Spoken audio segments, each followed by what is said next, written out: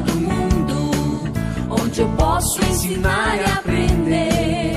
A palavra da sabedoria é a nossa EBD.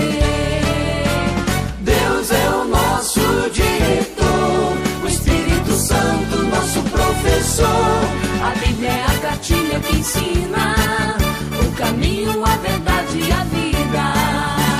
Deus é o nosso diretor, o Espírito Santo nosso professor. A Bíblia é a cartilha que ensina o caminho, a verdade e a vida. Bom dia, turminha. Tudo bem? Vamos começar mais uma aula de escola dominical? Feche seus olhos, vamos orar. Pai, nós te agradecemos, Senhor, por mais esse dia. Agradecemos, Pai, porque temos a oportunidade de, mesmo por uma plataforma digital, a gente tem essa opção de estudar a Bíblia e aprender um pouco mais, Pai, sobre o plano da salvação para a nossa vida através da pessoa de Jesus. Eu quero te pedir, Pai, em nome de Jesus, que na aula de hoje, cada aluno possa entender como que Jeremias foi um mediador entre o povo de Deus e a vinda de Jesus para trazer no coração do povo arrependimento e ao mesmo tempo esperança. Que o Senhor traga iluminação aos corações para que o teu Santo Espírito seja o grande professor desta aula. Em nome de Jesus, amém. Turma, vamos lá então? Nós estamos estudando essa revistinha, tá? É o Alerta Total, né? O Território Teen, uma viagem pela história da redenção, parte 2. Então, lembrando o seguinte, que redenção é salvação, tá? E através da mensagem dos profetas, que vocês têm acompanhado em todas as aulas, né?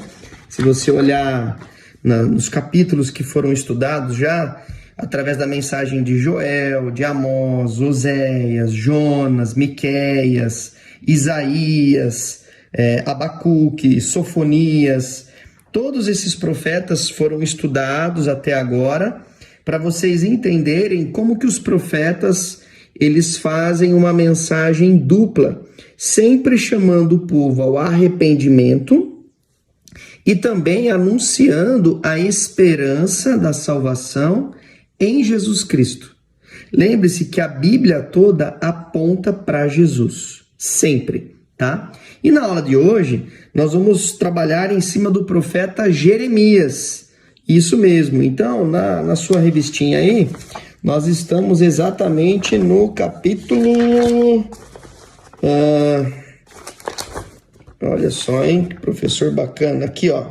Estamos no capítulo 11, tá? Então, Jeremias e o Messias, certo?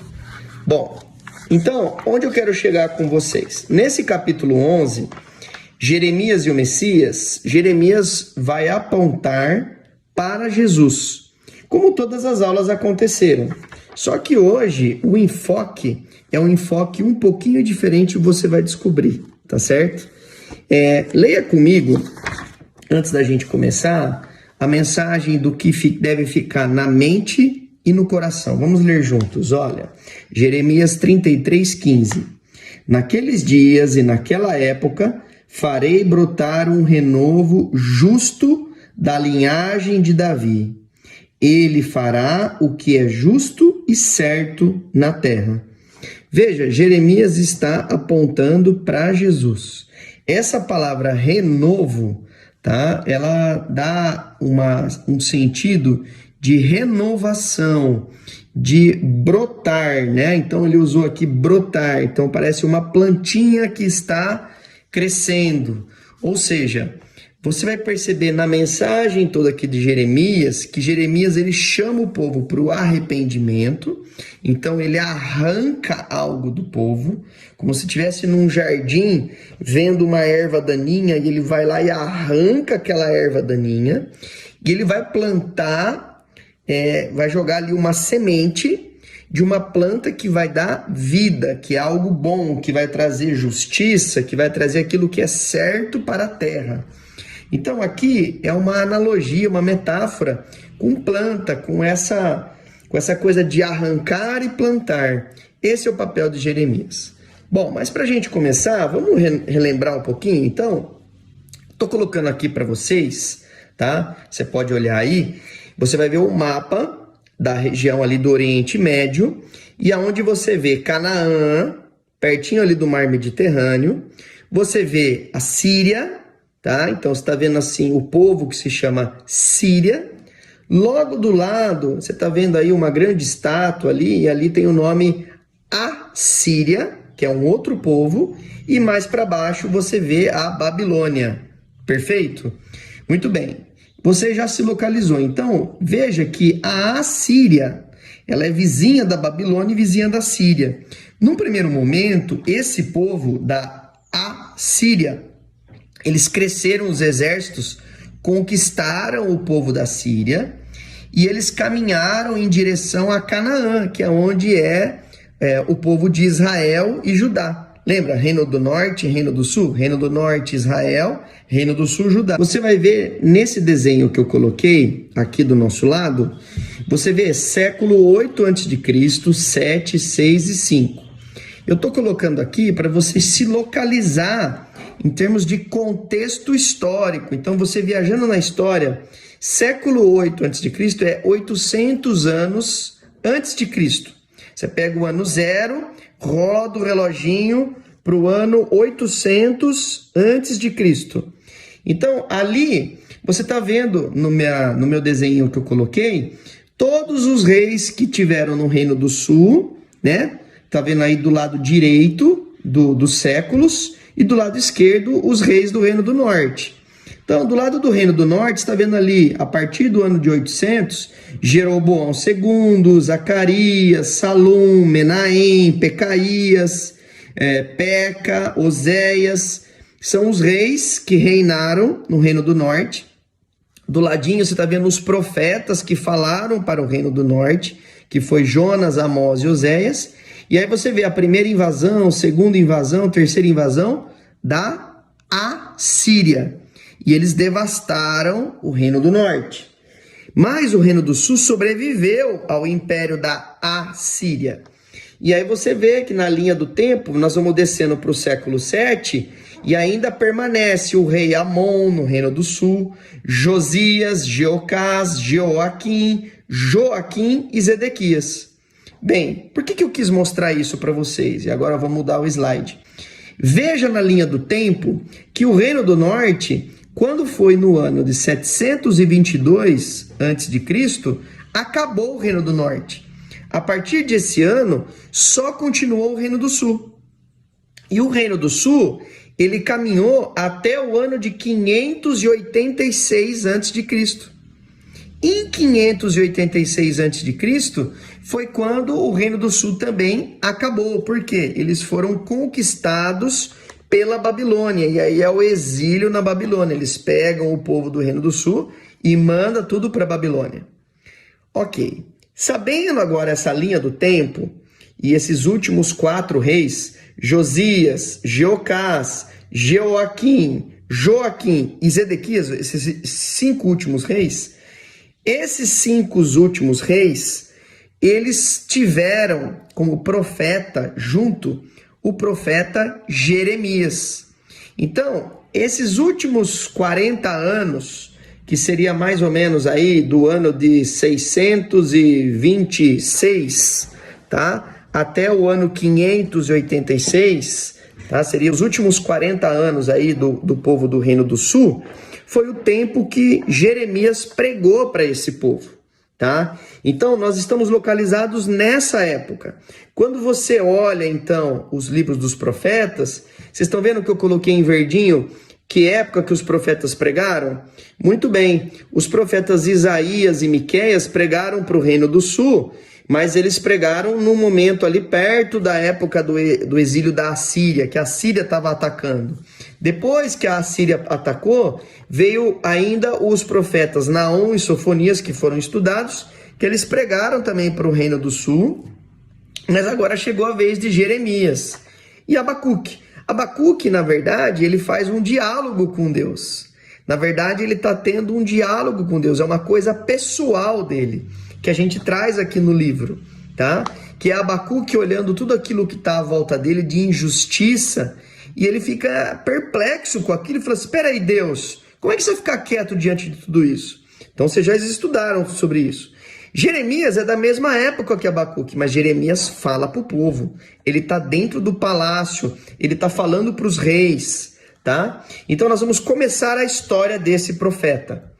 A história do profeta Jeremias. Ele foi o último profeta do Reino do Sul. Bem, quando a gente fala de profeta, o que é um profeta? O profeta é um mensageiro de Deus para o povo. Então ele traz uma mensagem para o povo. Se a gente fosse fazer uma brincadeira aqui, o profeta nada mais é que um carteiro que traz uma carta. Só que esse carteiro, ele lê a carta. Então imagina que Jeremias, ele foi uma pessoa que foi até o céu, Deus escreveu uma carta, ele pegou essa carta, ele traz para o povo, e aí a hora que ele vai entregar a carta, ele não só entrega, mas ele abre a carta e lê a carta para o povo. Então, nesta carta, o conteúdo da carta que Jeremias traz para esse povo, porque ele é um mensageiro de Deus, qual é o conteúdo desta carta? O conteúdo é arrependimento e promessas para o povo sobre o que Deus tem para o futuro. Então, veja, todos os profetas, todos que vocês estudaram aqui, inclusive Jeremias hoje, ele é como se fosse um mensageiro de Deus, um carteiro de Deus. Só que é um carteiro que lê a carta. E as cartas que os profetas trazem para o povo sempre tem arrependimento, ele acusa um pecado que está acontecendo no povo e traz uma promessa de Deus diante desse arrependimento. Deu para entender? Muito bem. Jeremias é o último profeta. E nesses últimos 40 anos, qual que é a mensagem que Jeremias traz?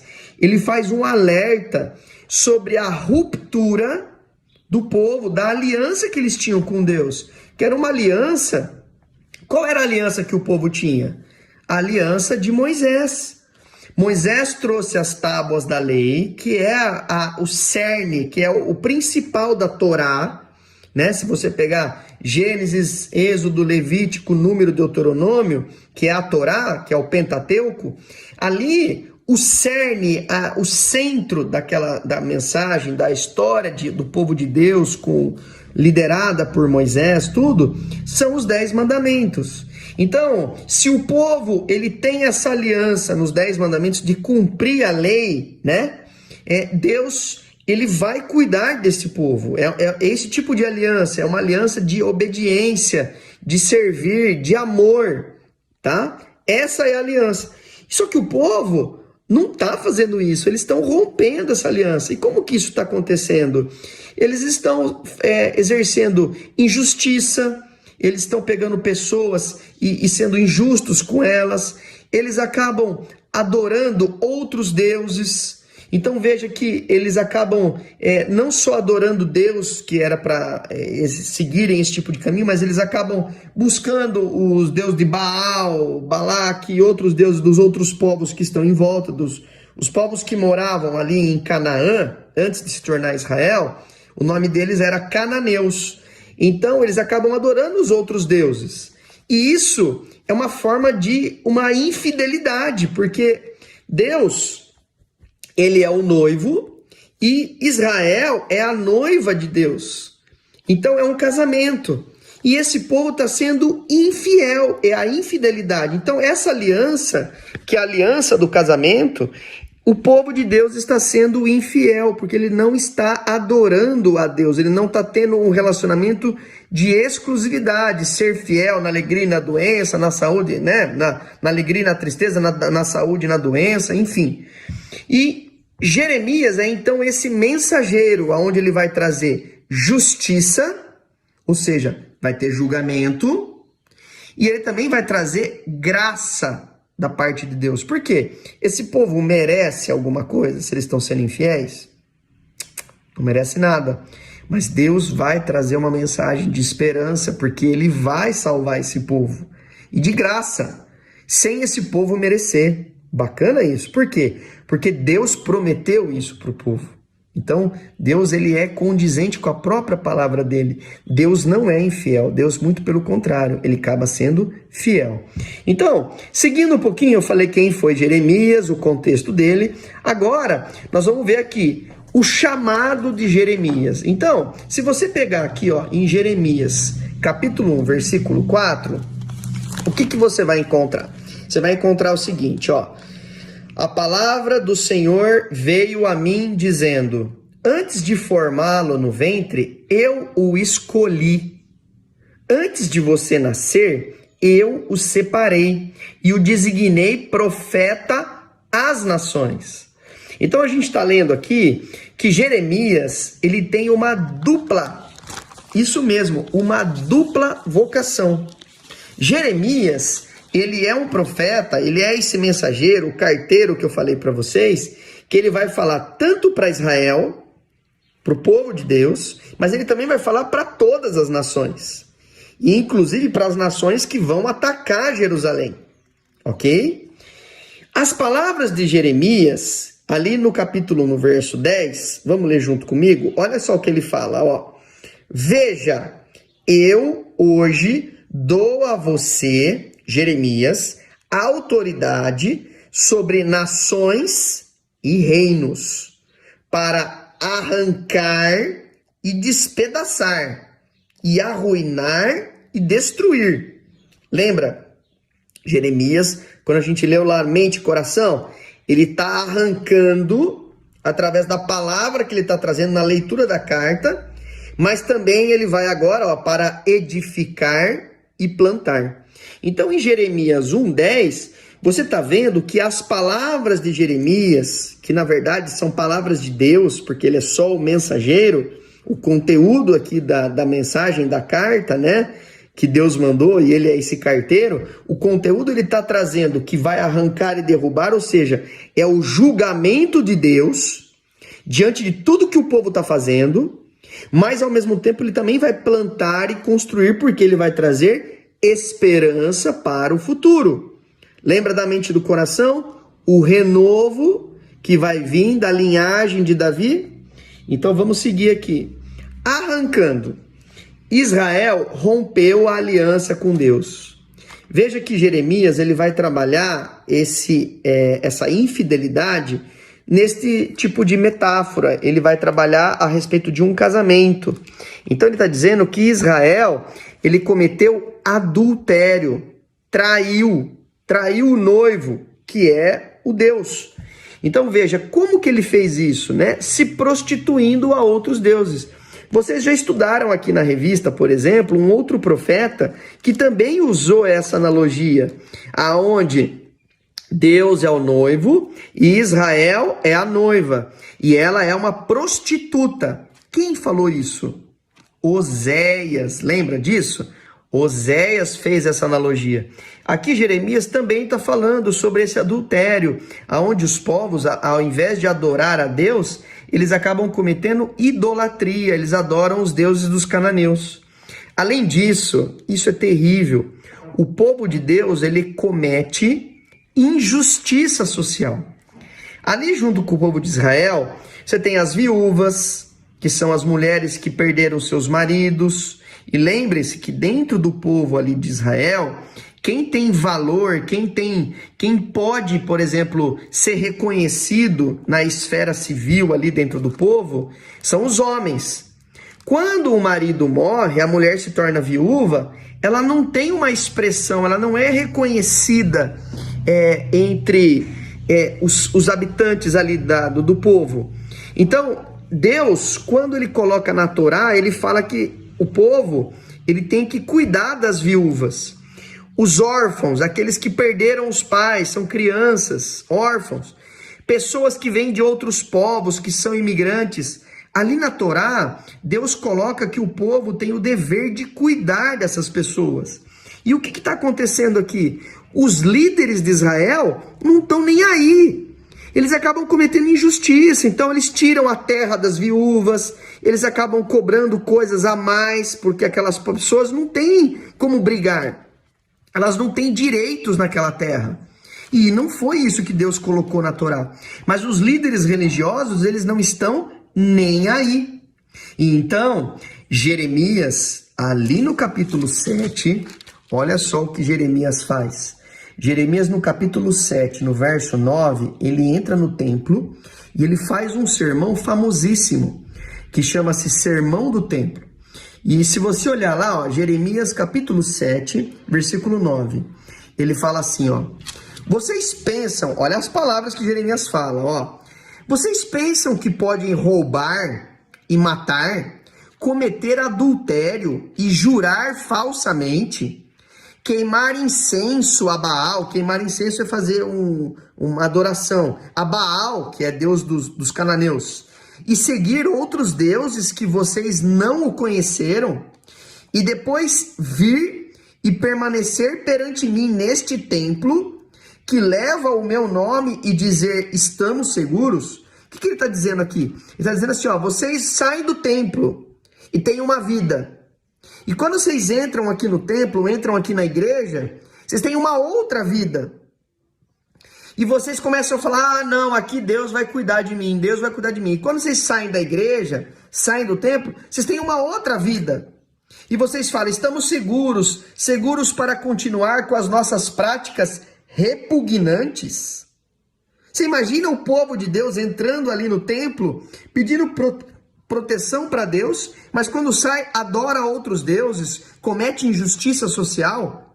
Aí Jeremias fala, esse templo que leva o meu nome tornou-se para vocês um covil de ladrões. O que é um covil de ladrões? É um esconderijo de ladrões. Cuidado, eu mesmo estou vendo isso, declara o Senhor. Olha que interessante. Jeremias está acusando o povo de ter uma vida dupla. Paralelo a isso, na igreja, amiguinho, amiguinha, você tem uma vida dupla? Na igreja você ora, você lê a Bíblia, você participa do culto, você faz tudo bonitinho, inclusive agora você está na classe de catecúmenos, mas quando chega na sua casa, você não quer nem saber dessas coisas? Você quer curtir as coisas do seu YouTube, do Instagram, do Facebook, dos seus jogos, de jogar com o pessoal online? Você, na igreja, você fala 3 textos bíblicos, versículos, mas quando chega em casa, você fala palavrão, você fala gírias que o mundo fala. Galera, nós estamos aqui na UPA. UPA é dos adolescentes. Essa idade de adolescente é uma idade onde você está criando a sua identidade. Deixa eu falar uma coisa para você. Quando você olha aqui para mim na aula e você fala assim, quem que é que está dando aula? E todo mundo vai falar, ah, é o tio Du. Isso basta. Eu já tenho uma identidade. Você já sabe quem eu sou. Você já sabe por quê. A minha identidade está formada. Agora você, que é um adolescente, e eu falo assim, ah, quem que está assistindo a aula? Ah, é o Chiquinho, filho do fulano. Ah, é a Chiquinha, filho do fulano, da fulana. Você ainda não tem uma identidade. A sua identidade está nos seus pais. E agora você está construindo a sua identidade. Você quer que as pessoas conheçam vocês por coisas que trazem honra ou desonra? Ah, o fulano não dá, viu? Aquele lá é má influência. Ah, aquela menina não quer saber das coisas. E aí? Qual é a sua identidade? Como que você quer ser reconhecido, reconhecida? Você faz parte desse covil de ladrões? A igreja para você é um esconderijo? É um porto seguro para você pedir para Deus te ajudar a cuidar de você para fazer as coisas erradas fora da igreja? Sabe, galerinha, se você olhar mais para baixo, você vai ver lá em Lucas 19, 45 a 46, algo muito parecido que aconteceu, tá? Se você abrir ali, você vai ver que Jesus também purificou o templo. Jesus, quando ele chega ali, Jesus, ele também faz essa purificação do templo. Jesus, ele entra ali, ó, vamos juntos ali, ó, Lucas capítulo 19, 45 e 46. Abre aí comigo, ó. Eu vou até ali para vocês também, ó. Lucas 19, 45 e 46. Vamos ler juntos? Vamos abrir aqui. Olha só o que Jesus fala, moçada. Jesus, ele fala o seguinte: então, ele entrou no templo e começou a expulsar os que estavam vendendo. Disse-lhes: está escrito, a minha casa será casa de oração, mas vocês fizeram dela um covil de ladrões. Jesus, quando ele entra no templo, que época que nós estamos aqui? Jesus, ele está entrando para a última semana dele em Jerusalém, antes dele ser crucificado. Ele teve o domingo de Ramos, que ele entrou na cidade, todo mundo com os ramos ali, ele entra e vai direto para o templo. Quando ele entra no templo, simplesmente ele vê aquele comércio, o pessoal aproveitando das coisas e cobrando coisas, roubando. Jesus, ele toma essa autoridade que foi anunciada por Jeremias ali no Sermão do Templo. Ele relembra isso. Ele está acusando o que nessa época? A idolatria, o amor a outros deuses. Eu acuso você agora o seguinte: onde está o teu coração? Em que você tem amor? Nas coisas que estão fora da igreja ou na palavra de Deus? Turminha, baseado nisso, eu quero explicar um conceito para vocês aqui hoje. Quando Jeremias anuncia esse julgamento de Deus, se você for lá para Jeremias capítulo 9, versículo 7, na versão da Bíblia Ara, né, que é revista atualizada, você vai ver que Jeremias fala assim: portanto, assim diz o Senhor dos Exércitos, eis que eu os acrisolarei e os provarei, porque de que outra maneira procederia eu com a filha do meu povo?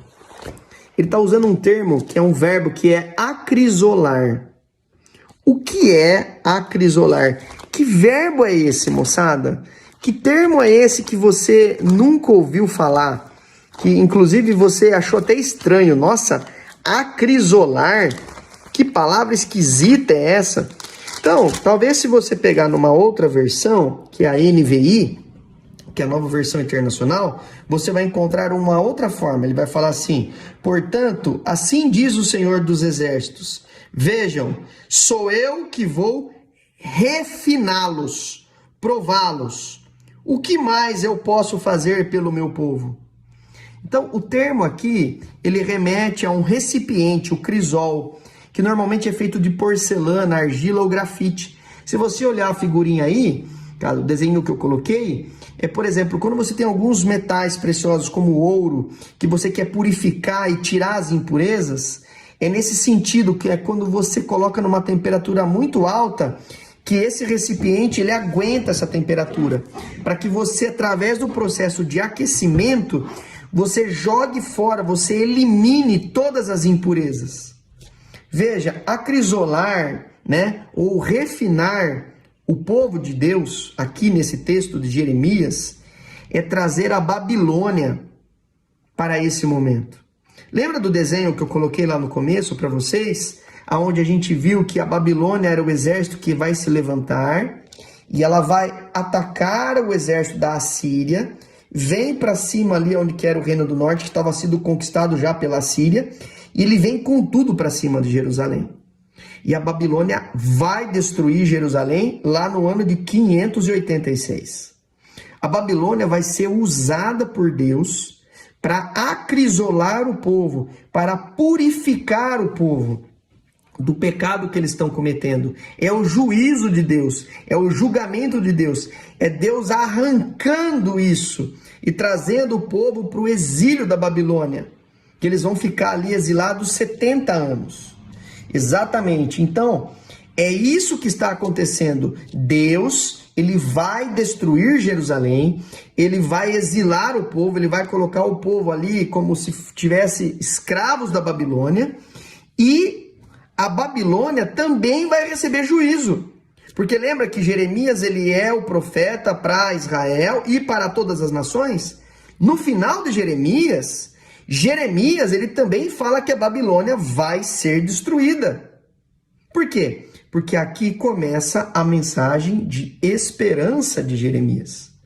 Se você olhar e perceber ali em Jeremias 33, versículo 15, é onde começa a mensagem de esperança de Jeremias.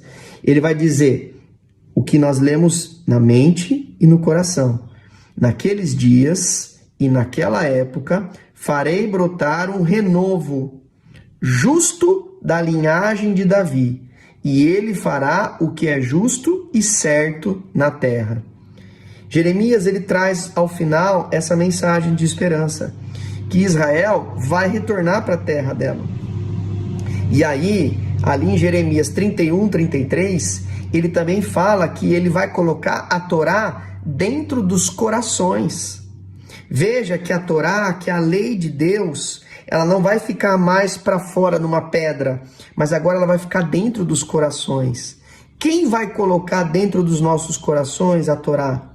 Vai ser a pessoa de Jesus, é o Messias que vai vir da linhagem de Davi.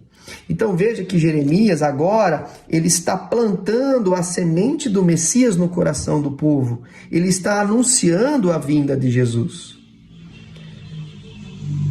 Vamos pensar um pouquinho? Eu quero que você pare para pensar agora. Você viu toda essa mensagem do livro de Jeremias, onde Jeremias ele anuncia esse arrependimento para o povo, para que eles olhem para a vida deles e se arrependam. E ele também traz a esperança na pessoa de Jesus. Jeremias ele anuncia o juízo, ele acaba alertando sobre o pecado do povo, porque ele fala que eles estão ali como tratando a igreja como um covil de ladrões, e mais tarde Jesus também faz isso. A diferença é que Jeremias, ele simplesmente foi o carteiro, ele simplesmente foi um profeta. Jesus não. Jesus ele traz esse anúncio. Ele sim, ele também foi um profeta, mas ele acaba sendo um sacerdote. Por quê? O sacerdote é aquele que intercede pelo povo diante de Deus, através de sacrifícios. E Jesus, na cruz, ele fez o sacrifício para que o Deus voltasse a se reconciliar, para que o casamento do povo de Deus voltasse a acontecer. Jesus é quem coloca a aliança de volta no povo de Deus, através do sacrifício dele. E além disso, Jesus, além de ser o profeta que traz a palavra de alerta, de arrependimento, Jesus ele acaba sendo o sumo sacerdote, aquele que se interpõe entre Deus e o povo, através do sacrifício dele da cruz. Ele também coloca uma coroa de espinhos, para governar a nossa vida. Por que é uma coroa de espinhos? Porque no reino de Deus, aquele que reina serve, ele não dá ordens, ele serve você. No reino de Deus é um reino invertido, é um reino onde se você quer liderar, você tem que começar servindo. Se você quer que as pessoas obedeçam você precisa obedecer. Se você quiser ser amado, você precisa amar. Você tem que lembrar que agora, dentro do nosso coração, a palavra de Deus, que é a lei, ela passa a ser resumida em 2 mandamentos. Ame a Deus acima de todas as coisas e ame ao próximo como a si mesmo. Como que você tem aplicado esse compromisso com Deus? Às vezes você deve estar reagindo como Jeremias reagiu no começo, né? Porque se você olhar lá em Jeremias 1,6, quando Deus chama Jeremias, ele fala, soberano Senhor, eu não sei falar, eu ainda sou muito jovem. Mas Deus, ele fala, eu que te chamei. Deus está chamando você, meus amados. Eu sei que vocês são jovens, mas Deus chama vocês para serem profetas, para vocês servirem a Deus. Por isso, eu quero que você pare para pensar aonde na sua vida você tem apontado para Jesus. No seu lar com seus pais, como que você tem apontado para Jesus na sua vida? Na escola, as pessoas sabem que você é cristão ou cristã? Ou você é um cristão agente secreto? Só você sabe, ninguém sabe. Não é assim que funciona. Outra coisa, você tem tido no seu coração esse desejo de anunciar para o mundo todo que Jesus é o seu Salvador? Você tem esse desejo de entregar a sua vida para Cristo? Se você não tem, pare para pensar por que você não tem. Porque só existe uma coisa que nos afasta de entregar a nossa vida a Jesus. Porque quando a gente entrega a nossa vida para Jesus, é porque a gente tem um amor por Ele acima de todas as coisas. Quando você não tem esse desejo de fazer essa atitude, de entregar a sua vida, de mostrar para todo mundo, de fazer sua profissão de fé, sabe o que significa? Que na verdade você ama você mesmo acima de todas as coisas. É duro, mas essa é uma palavra dura que você precisa enfrentar. Se você não tem o desejo de proclamar para o mundo todo que Jesus é o seu Senhor, que você tem vergonha ou que você acha que não precisa, é porque de fato você ama você mesmo acima de todas as coisas. Por isso, eu convido você a ter um compromisso com Deus. Mude essa atitude. Lembre-se do seu Criador nos dias da sua juventude. Antes que venham os dias difíceis, que se aproximem os anos que você dirá, não tenho satisfação neles. Em Eclesiastes, ainda no capítulo 12, ele fala assim: aproveite a sua juventude, mas lembre-se que Deus tomará conta dos seus dias. Moçada, que você na aula de hoje, você possa ter no seu coração essa lembrança que você deve viver uma vida única e não dupla. Que você não tem uma vida dentro da igreja e fora da igreja. As pessoas precisam saber que Jesus habita na sua vida. Trabalhe para você ter uma vida que aponta para Jesus o tempo todo. Vamos orar? Pai, obrigado, Senhor, por mais essa aula. Agradeço pelas tuas misericórdias e principalmente porque cada um aqui entendeu a mensagem do livro de Jeremias, que é uma mensagem que traz arrependimento para Israel e para todas as nações, mas também é uma mensagem que aponta para Jesus como o dono da nossa vida, aquele que vai ser um renovo, que vai trazer renovação para a nossa vida, porque foi através da cruz, do Calvário, do sacrifício dele, é onde realmente a Torá entra nos nossos corações através do teu Santo Espírito. Que o Senhor tome conta de cada um aqui, para que brote no coração de cada aluno o desejo e o anseio de proclamar para o mundo todo que Jesus é o seu Salvador. É isso que nós te pedimos, Pai, em nome de Jesus. Amém. Um beijo, moçada. Deus abençoe. Fiquem com Deus.